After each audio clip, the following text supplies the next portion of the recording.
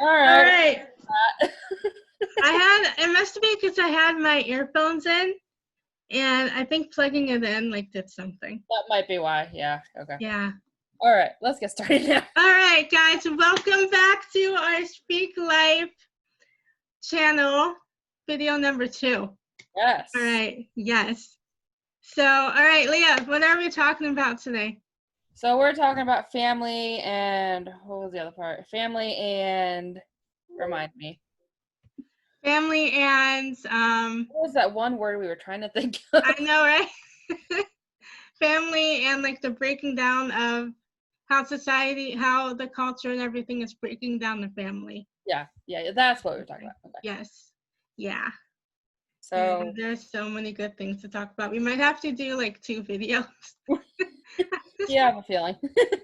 Yeah, because it's I was talking before all of this, I was talking to my dad about it, and he's like, wow, that's really it's a lot.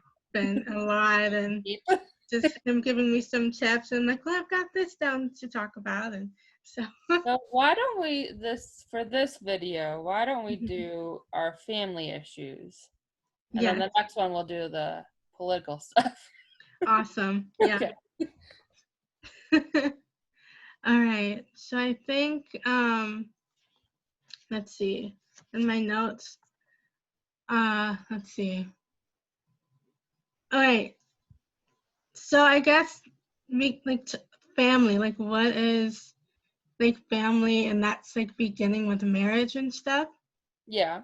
And I don't marriage is such an incredible gift from God. Yeah, it's so good, and it's so fruitful, and it's learning about theology of the body, learning that marriage is supposed to be free, faithful, total, fruitful. Yes. And when all of that goes away, everything else falls apart.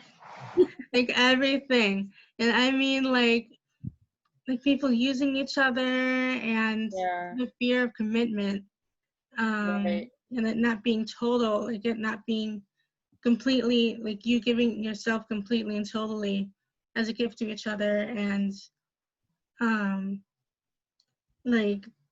I guess not being open to life. Marriage is for family, for children, and it's yeah,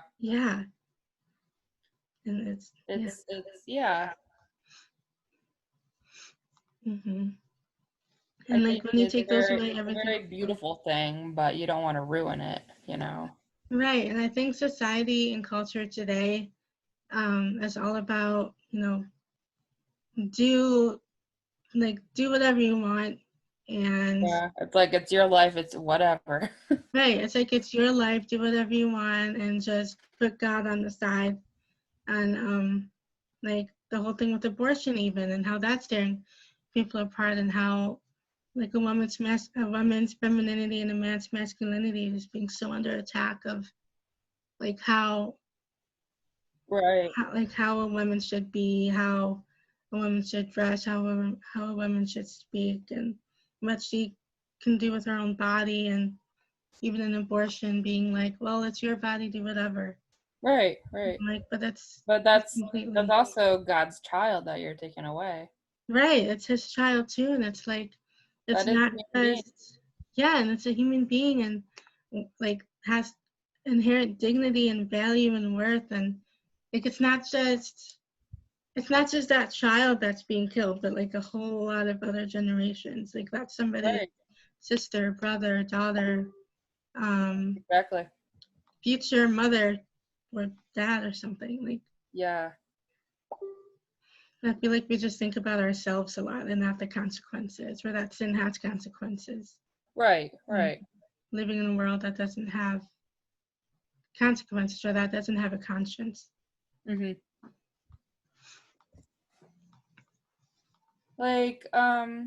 think of what, I lost my train of thought. I had it. Some marriages are not perfect. No one has a perfect marriage. Right. I know. I mean, I could even say my parents don't have a perfect marriage. That my mom is the I know everything, I do everything, I'm perfect. She has that personality. She that takes charge, and my dad's is like, okay, all right, whatever. Right. And I mean, I hate to say this, but like, so, I mean, me and my siblings talk, and we all say, you know, they should go to marriage counseling because they probably do need it. But Right. I mean, at the end of the day, they do love each other. Right. Yeah, and it's like, right, like no marriage is perfect. Like I know that if I was to get married, my marriage wouldn't be perfect. My parents' marriage isn't perfect. Like, Right. and I feel like, I don't know, I feel like so much in society and the culture is just has so many expectations, like so Yeah. many crazy expectations or unrealistic expectations Yeah. going into marriage, and what it means, like what love is. Yeah. And like love, like I feel like people don't understand that love is It's unconditional. right, unconditional, and it's sacrifice It's and not like you're with one person sacrificial and love. they're like, oh, I don't want to be with you now, and then you go to someone else. Right, right, and that's part of like it being free, faithful, like faithful, total, and fruitful, Yes. and like not being afraid of commitment, and just um God being at the center. I think that's a big thing. Oh yeah, for sure.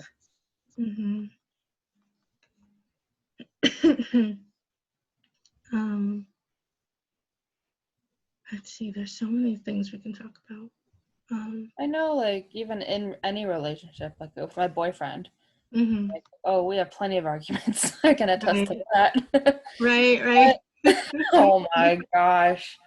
What was it, yesterday? I had a little argument with him. I told him about the butt tapping and the butt slapping, the love tap, I should say. Right. He was not okay with that. Oh no. Yeah, he was like, but what can I touch now? Nothing. Right. We did end up with a solution that we are both okay with hugs, so I'm good. Right. I think we're all good with that. Yeah, we're all good with it. He's a touchy person, and I'm not, so we have to meet in the middle. Right. It's like someplace in the middle. Yeah, right. So, luckily it all worked out, so it was all good. Oh, I'm so glad. But I know, we both need to work on communication, which is, I mean, no marriage is perfect, or relationship for that matter. So, I mean, communication is also a big thing too. Oh yeah. And like just being like not being afraid to be open and honest and transparent with each other. And I think a lot of that can start with like our relationship with God. Yeah. And a lot of people hide stuff in, and if you want to have a really good relationship with that person, you got to talk. Communication is key. Right, and that does, like, not communicating and hiding stuff like that does cause so much scandal and so many families to break apart. Right. And a lot of distrust. Yeah. And dishonor to each other, and it's a mess. Yes. Yeah. And it's like trying to do things his way, like God's way and not our way. And I guess one of the things would be like people's approach to marriage, meaning like the steps towards marriage, and what the culture and society today says, to to just do whatever you want with each other, and if you want to move in together. But it's like it's not just about morals, and it's not just about like following the steps or following the commandments. It's about, was what I'm doing honoring God first and foremost and giving glory to God, and is it like what kind of person am I becoming? Right. And like, what do you believe? Right, and what do you believe? That's a good thing too. Yeah. I feel like, and what are the consequences to what I'm doing? Not just the outward consequences, but also the spiritual consequences, and not just living for this world, but always having before us that our eternal salvation. Yeah. Yeah. And how it will affect other people, and what are we teaching our children? Because I feel like so many, like with I guess single mothers, it's like it can be like a generational thing.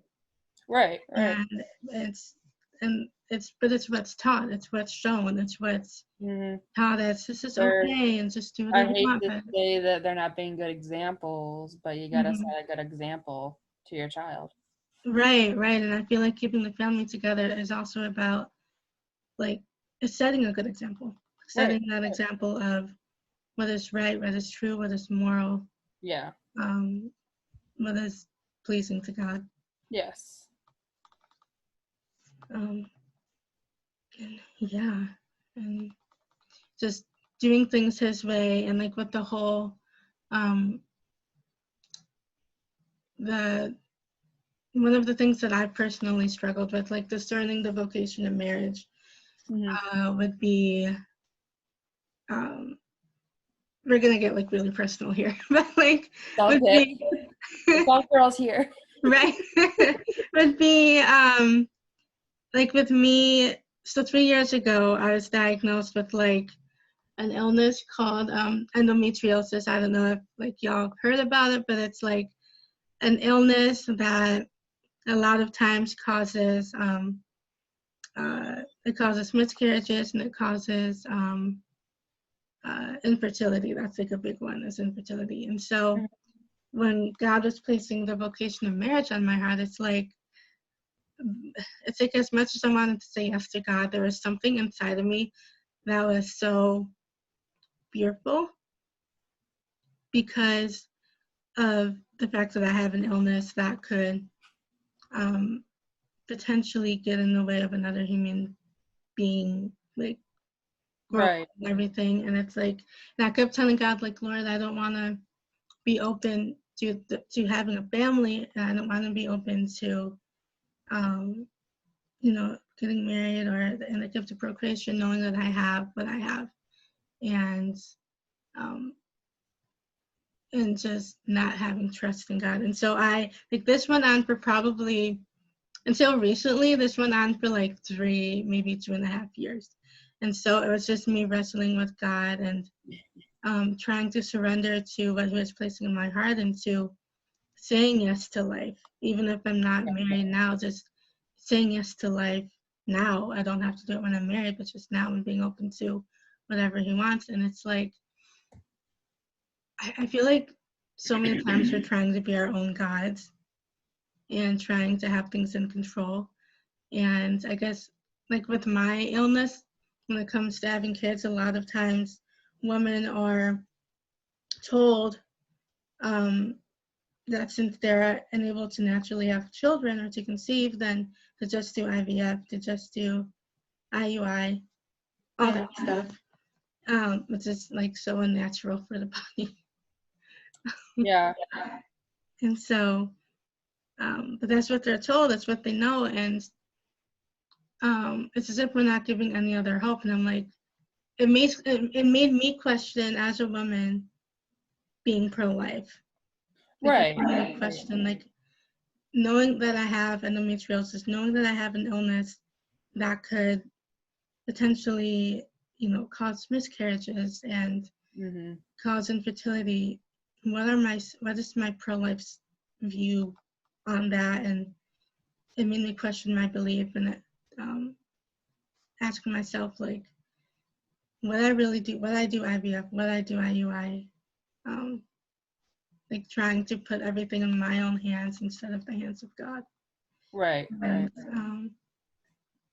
so, and that's just through a lot of prayer, I guess God's helping me to understand that whatever happens, it's in His hands, and I shouldn't try to, try to have everything in control. It's not in my control. It's completely out of my control. Yeah, it's in God's hands. Right, it's in God's hands, and I feel that's how we have to look at the family too, is that God has given us a great gift in the family, in the vocation of marriage, and that we're not meant to try to do everything our way, but to leave everything in the hands of God. Right. And, and then he would be directing me to like other things other than IVF. I mean, there's natural family planning, the Creighton method, natural technology. Like, there's hope, and to just see beyond what's being told to me, what's being shown to me in the culture. Oh yeah. And there's always that wonderful gift of adoption too. Right, and adoption. Oh yeah, I'm adopted too. That's another way. Right, and adoption. Right. It's like also adoption and foster care, like all that stuff. And to not shut myself off from a family just because like I can't, or just because there's like a possibility that, you know, I can't have a child naturally. Like, there's always hope in God. God is a God of hope and of miracles and everything. So it's like part of having a family is doing things his way and not our way. Yeah. And even if like you don't have a child on your own, you can always adopt, and that child still will be part of your family. Right, yeah. Like, it's still, that child will still be part of my family, and that child will be loved and cared for. Of course. Like, there's always another way. There's not just one way to do something. Yeah. I've talked to my boyfriend about having kids in the future, and our thing is, so he has tremors where he shakes a lot. I have autism. I mean, very high functioning autism, which you can barely tell, but yes, I do. A learning disability, plus, oh my gosh, I just lost my train of thought again. But also, if you add all of that together with the autism, the tremors, and also like I get migraines too. So if I were to have a child with migraine, oh my gosh, I would have migraine galore. So we put all that into consideration, and we haven't really gotten an answer, but we pray about it. We talk about it. Right. We don't know yet, but I mean, at least we talk about it. You know, it's good to be open. Right. And so that's like so good to like talk about it, because I feel like so many people don't. Like, when it comes to the family, it's just like they go into marriage not having talked about the things that are important, and then like down the road it's like things come up that were supposed to have come up like years ago. Yeah. And then that can also be like how divorce happens, like all this stuff. Just not how God intended it. Which is why, like, when it comes to cohabitation, that can be like a whole nother video. But like, yes. When it comes like to cohabitation and the society, how the culture and society are breaking down the family. Like, the family is the root of society, and so with cohabitation, I feel like people are trying, like, I understand, like, okay, you're trying to save money, you're trying to, you know, save money and bills, and trying to see if it's gonna work out and how you guys are together, but it's like that's completely different, like mentally, emotionally different than how it is in an actual marriage. Like, in a marriage, like in cohabitation, it's like, yes, you're living together, but at the same time, there's not that commitment, there's not that binding together. Like, you can still leave, you can walk out. But in a marriage, it's like you're in this together, like, for life. Yeah, for sure.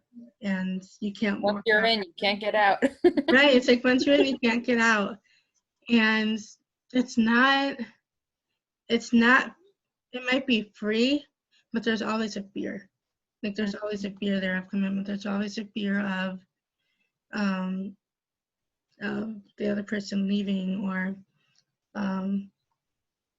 them not liking something and then saying, okay, I'm done with you. And think of it as test driving a car. Yeah, right. Where you buy it. And I'm like, they're not cars. Like, we're not cars. Human beings are not cars. They're human beings. You gotta, yes, the car is beautiful, but get to know the inside of the car too. Exactly. It's like you gotta get to know the inside, get to know them, and I get that that's a big reason why people do cohabitate, is to get to know the person.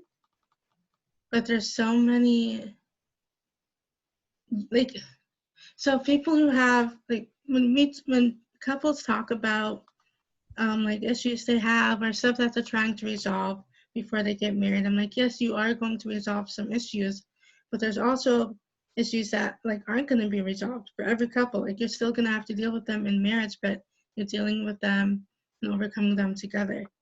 Yeah. And you're always going to be learning about each other and getting to know each other your entire marriage. Oh yeah, for sure. You always learn something new every day about the other.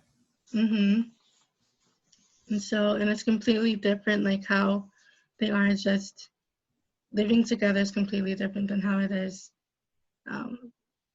in a marriage, when it's a family and it's a mom and a dad. Mm-hmm. Yeah, and okay, yeah.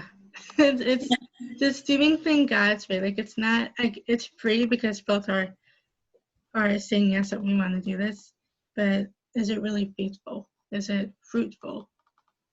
Is it total? Without fear, without holding something back. Like, you're always holding something back. Right. That's why you're not going to the next level of getting married without fear and with a desire for commitment. Oh yeah, for sure. Yeah.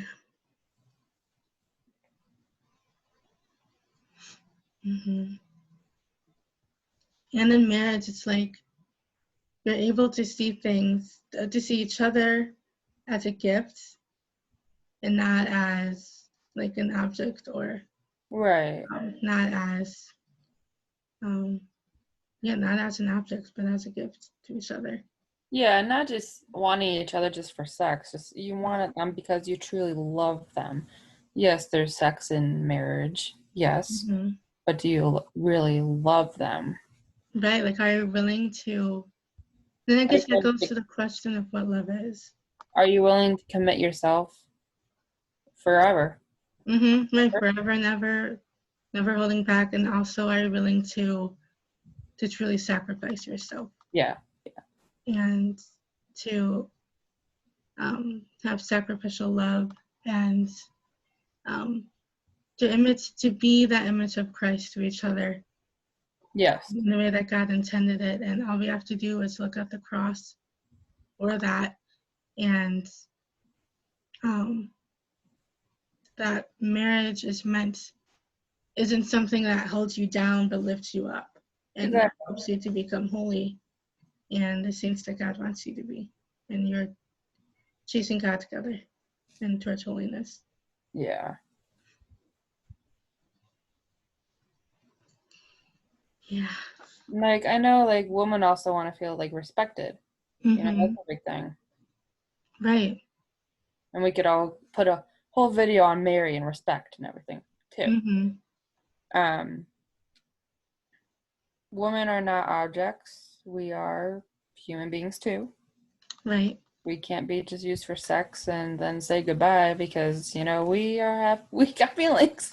Right, exactly. Or even like men, it's like, I feel like people are messing with each other's emotions, and it's like, yeah, you might be living together for 2 or 3 years, but I hate to say it, but like, you there's more, and I feel like when it comes to like talking about cohabitation, it's more of like not just the statistics of like a divorce, but it's just the kind of person that you're becoming, like morally and spiritually, the kind of person you're becoming, and who is at the center? Is it like you, or is it God?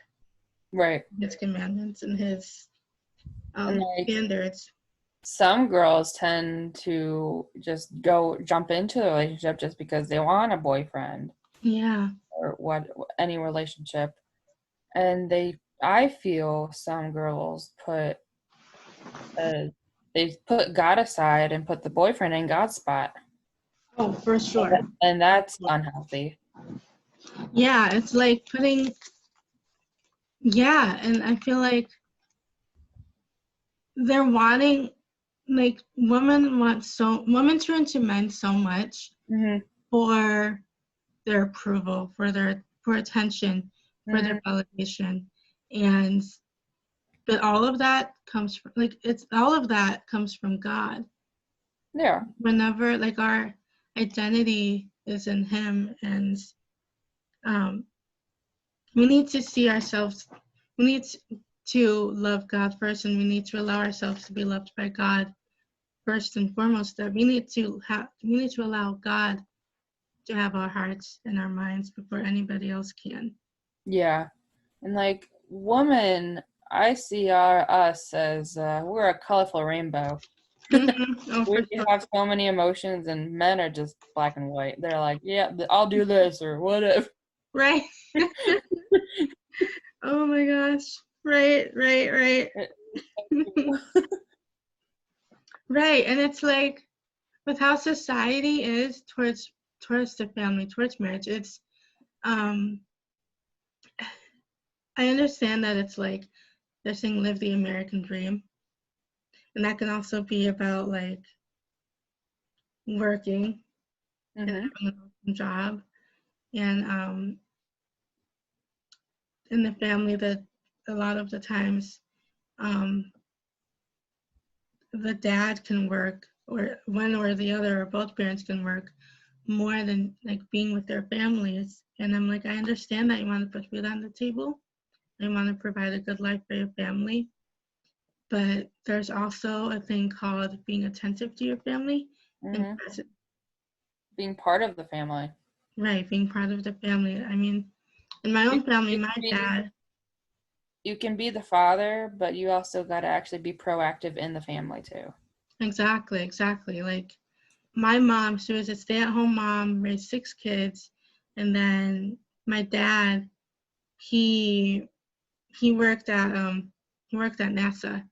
He's retired now. He worked at NASA, but he would like go to work in the morning and always come home at night unless he had like some like business trip thing he needed to take.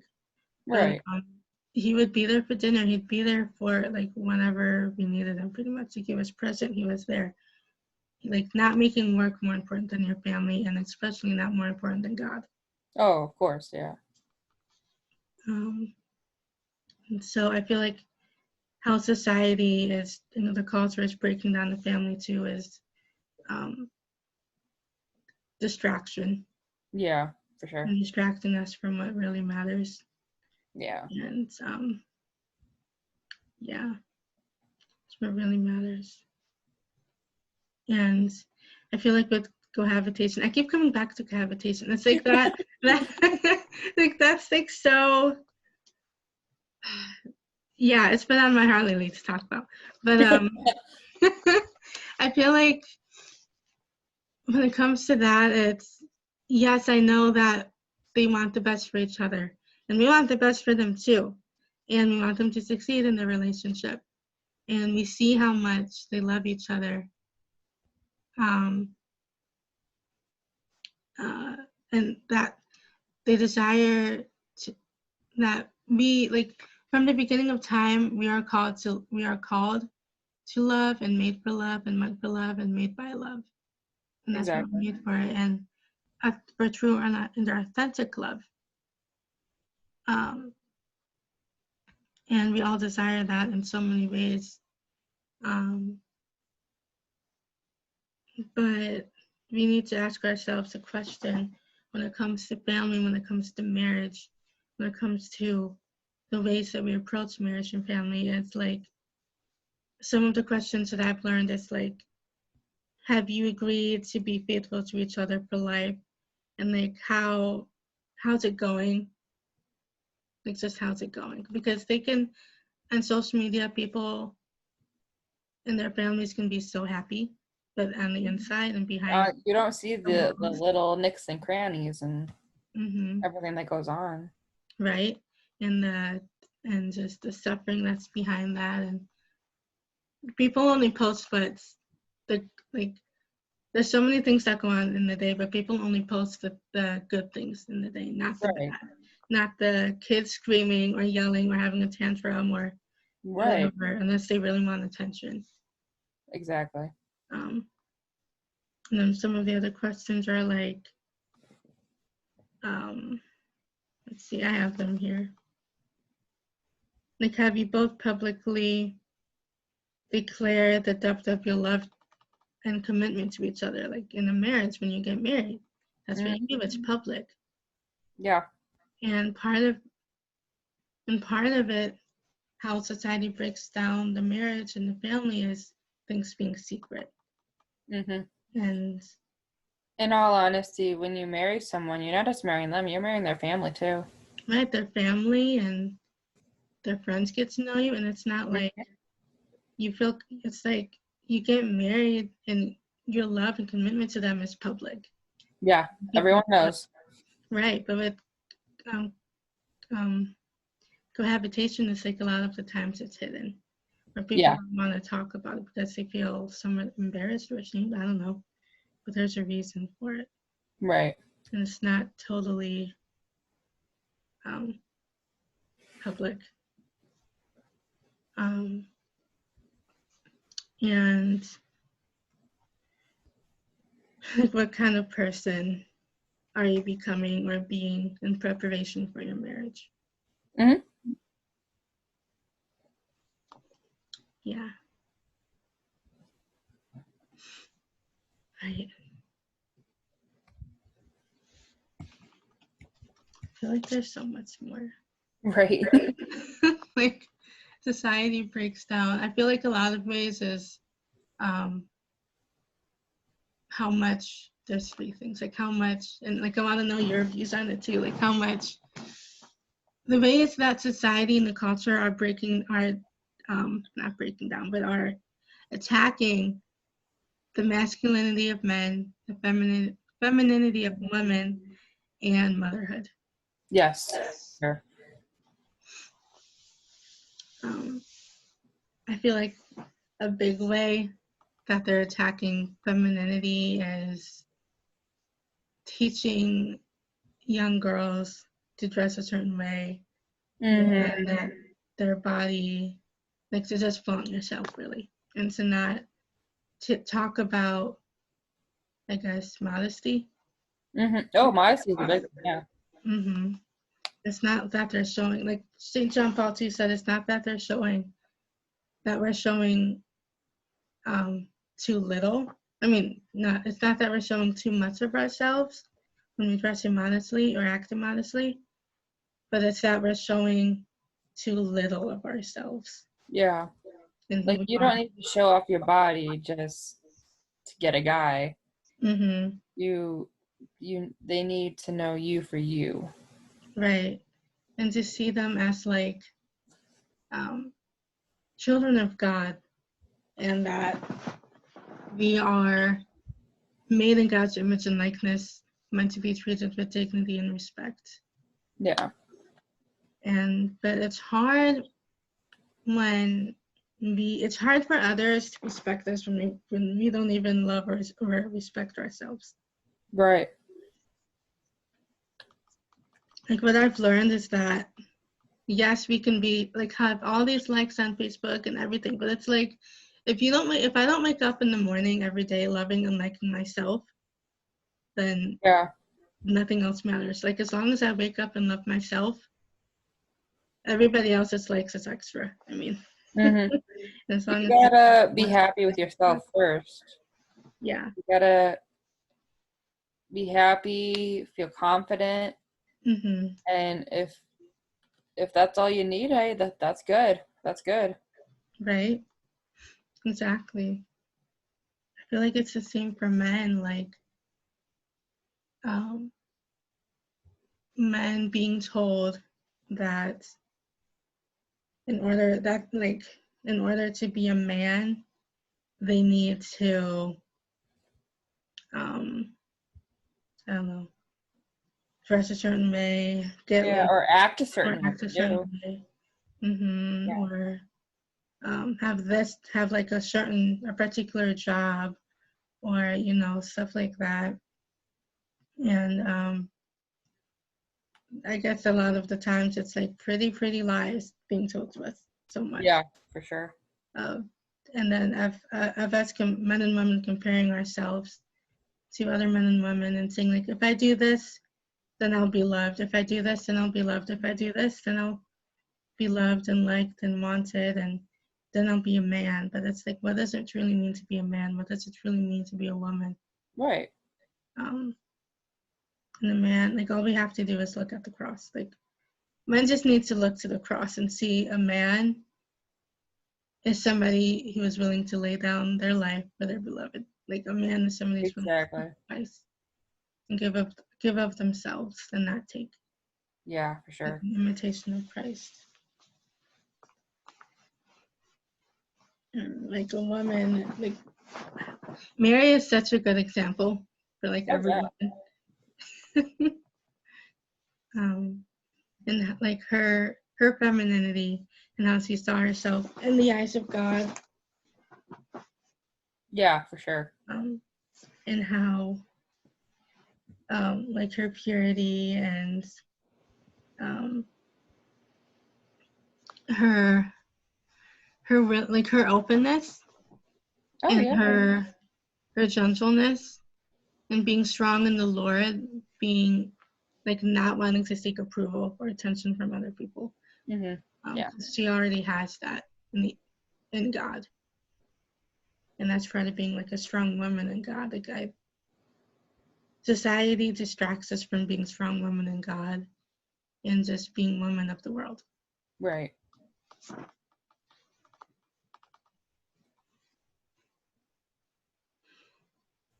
Yeah. And to just like, I think one way too is competition. Yeah, the competition, like right. People are competing themselves, are wanting to compete themselves with the person to the right and the person to their left. Like, you should be your own individual. What's the competition? What's the rush? What are you rushing for? Exactly. And I think because of what society tells us, right, this happens even in families and marriages. It's like it's as if there's like a certain poster family. It's like your family should be like this, or you should have this job, or have this many kids, or whatever by this age or this point of time in your life. And if you don't, then whatever, like you're nothing. Yeah. And that's not fair to everyone. Right, it's not fair, and it's like they're wanting us to go by their book, but it's like, but that's not God's will for everybody. Like, if people get married at the age of like 22 or something, great. Right. That's what God wanted for their life. But it's like God has something else for you to do, and we shouldn't be looking to the right and to the left. Like, we're our own individual person. Exactly. And my dad recently was talking about how he was looking at the leaves one day, like probably like this week. He was looking at the leaves, and I came downstairs in the kitchen, and he was commenting on how when the leaves fall from the trees, they all, even though they're all falling at the same time or at different times, they all have a different flight pattern. Mm-hmm. And that made me think like all of us have a different flight pattern in life. Like Oh, for sure. how we get to point A to point B, what time it happens, and all of that has a purpose and a reason. And knowing that our goal is heaven, all of us have a different flight pattern towards that goal of heaven. And exactly. It looks different from the person to our left and to our right, but that doesn't mean we're less than or better than the other person. Right. But that's what society tells us. It's what it tells marriages and families. Mm-hmm. Because you're not one way, then you're not as special, or you're not good enough, or you're less than. Right. Yeah. And I feel like life is meant to be not a competition, but a contribution. Mm-hmm. And the contribution of ourselves and our time and our energy and our efforts and our attention. That's what people will remember. Oh, yeah. More than our words. They'll remember what we did, how we lived. Yep.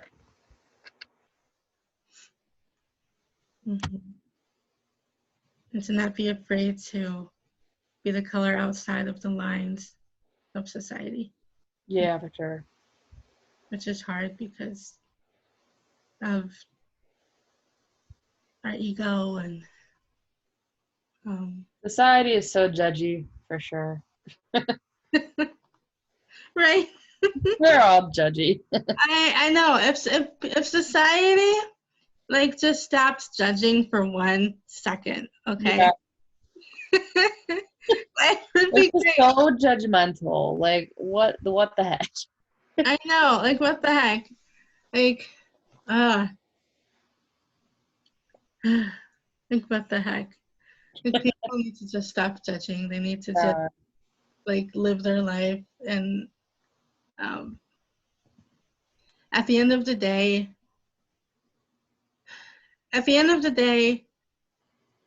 you know, God sees us. God sees what we're doing, even if nobody else does. Mm-hmm.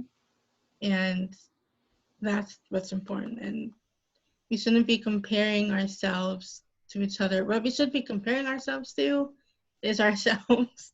Yeah, exactly. We are, like, at the end of the day, we are our own competition and our own worst enemy. And it's like, okay, how can I be a better me today than I was yesterday? Right, right. Mm-hmm. Yeah.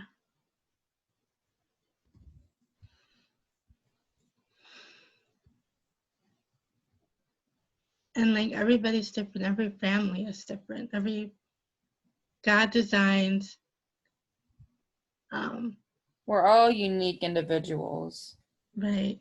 You know. Exactly. We're all No unique. one's perfect. Right. Nobody's perfect, and we shouldn't expect our families or our marriages to be perfect. Right. But to just be strong. Mm-hmm. Toward. No one's perfect. No marriage is perfect. But if you find the beauty inside of it, it's wonderful. Right. And everybody's beauty is unique. Mm-hmm. And God created the family uniquely and not the same. Yes. As like, it reminds me of, I don't know, like how, like Adam and Eve, how, like, this is going back to, like how society is attacking, like, women and men's femininity and masculinity, like, and how we live our lives saying, oh, once I'm at this point of my life, I'll be happy. Once I'm get this job or this spouse or these kids, then I'll be happy. Yeah. Yeah, I mean, and God is like, God knows what you need. God knows what you need to do. And like with Adam and Eve, when God created Adam, he didn't bring Eve to him right away. like he needed to figure it out on his own. Right. But he even said, like Adam even said, like he looked at all the animals and he didn't find anything to his liking. Mm-hmm. Then God put him to sleep and like took a rib out and made a woman out of his rib. But it's like exactly before that happened, like the Michelangelo, I think, painting of oh yeah, for sure, meeting Adam and Eve. I like, oh my gosh, I love that. I'm like a big fangirl. But like I was looking at it one day and like of the part where I was looking at the father and how he has his arms stretched out to Adam and like the hands are touching, and I'm like, next to the father, it's like I'm seeing all these angels, but then I see like a face that looks like a human. I'm like, wait a minute, who is that? right. I'm like, oh my gosh, that's Eve. Yeah. And I didn't know that was Eve for like the longest time. Right. And I'm thinking like even before God created Eve, like she was there with him, like she was already like in his mind, and yeah, that she was with God, and before that, and I feel like God hid her from Adam for a reason, for a certain amount of time until Adam was ready yeah, to receive her. And it's kind of like us. It's just like Eve was hidden with God, like we as women need to be hidden with God and be in his heart, and first and foremost, before we can be given to somebody else. oh yeah, yeah, And so our femininity won't be under attack, and it would be protected by God. yeah. Yeah. Well, I think that's a perfect way to end our first video. I think With so. Adam and Eve. Come on. Right? Adam and Eve in the family, the first family. For our second number 2 video, Adam and Eve. All right. Well, guys, I hope you enjoyed that little video. I had fun talking. Did you? Oh, it was so fun. It was so fun. And I think we're going to be posting videos, we said Mondays and Fridays. Yes, so we will be back on Monday. Yes, stay tuned. Alrighty. All right. All right. Bye. Bye.